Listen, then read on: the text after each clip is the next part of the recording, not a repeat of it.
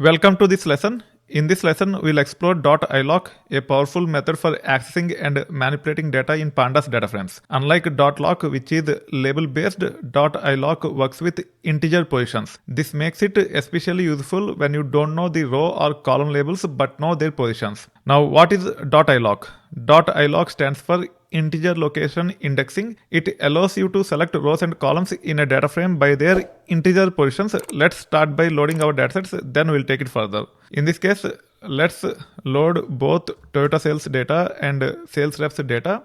The data frames that are created for these datasets are nothing but Toyota data and sales reps data respectively. Let's start by selecting specific rows and columns using .iloc. For example, let's extract the first 5 rows and the first 3 columns from the Toyota dataset. For that, you should be able to say Toyota underscore data dot iloc.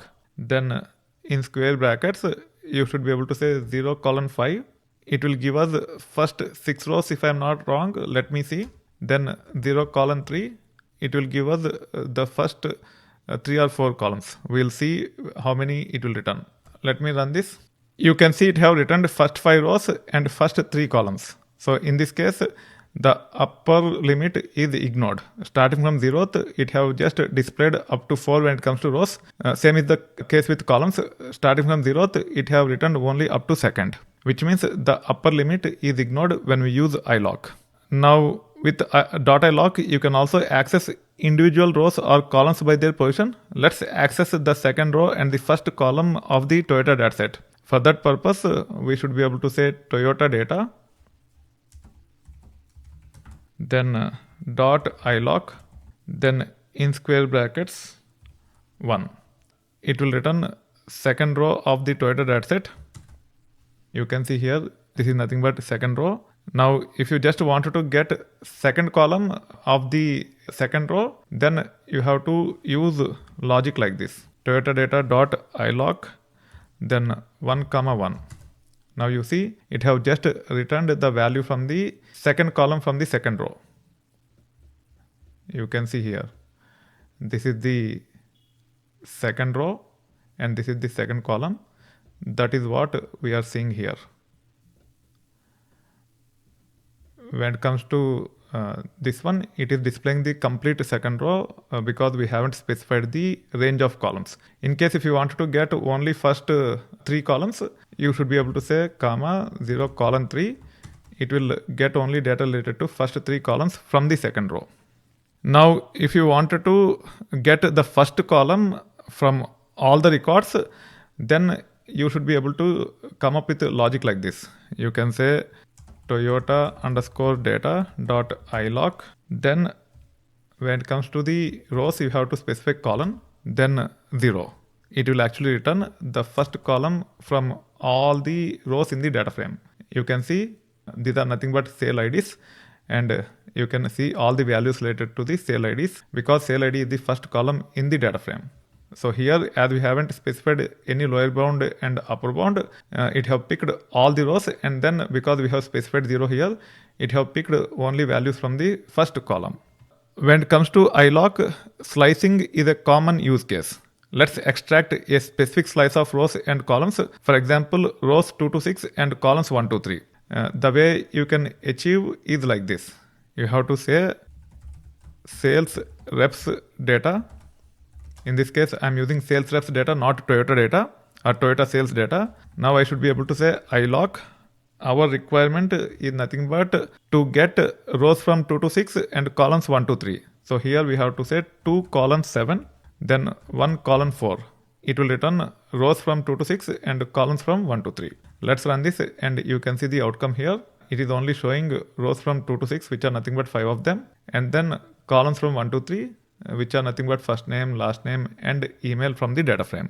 While .iloc itself doesn't support conditions, you can first filter your data frame using conditions and then use .iloc to select specific rows or columns. For example, let's filter for sale amount which is greater than 30,000 from Toyota sales data and then extract the first 3 rows of the result. This is how you should be able to get. So here you can say Toyota underscore data, then in square brackets, you can specify the filter. The filter is nothing but Toyota underscore data, then sale amount, sale amount is supposed to be greater than 30,000. First, let's run this. You can see the outcome here. From this, we just wanted to see first 3 records. For that purpose, we should be able to use square brackets and say column 3. However, here I will actually say Toyota or high sales equal to, now high sales is a new data frame where it contain only those sales where sale amount is greater than 30,000. From this high sales, we just want to get first 3 rows. We should be able to say square brackets column 3 on top of high sales. You can see the outcome as per the expectations. Just like .iloc can also be used to update specific cells. Let's update the sales value in the third row and second column of the dataset. First, let's preview the value of third row and second column.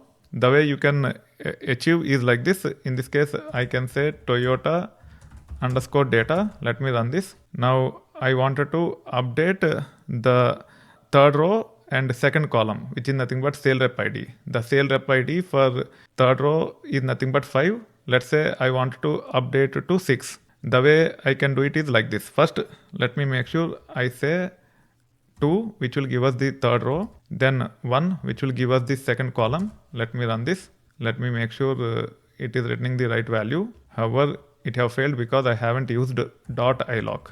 Let me use .iloc. Now let me run this. You can see the sale rep ID 5 here.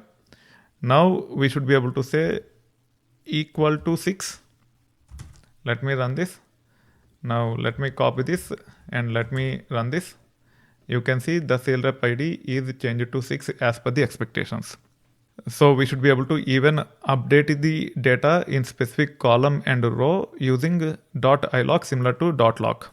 That being said, in this lesson, we explored .iloc for position-based indexing. You learned how to select specific rows and columns using integer positions, slice rows and columns by their position, combine .iloc with conditional filtering for advanced selection. Also, we have seen how to update specific cells using .iloc. In the next lesson, we will compare .loc and .iloc to understand their differences and when to use each effectively. See you there.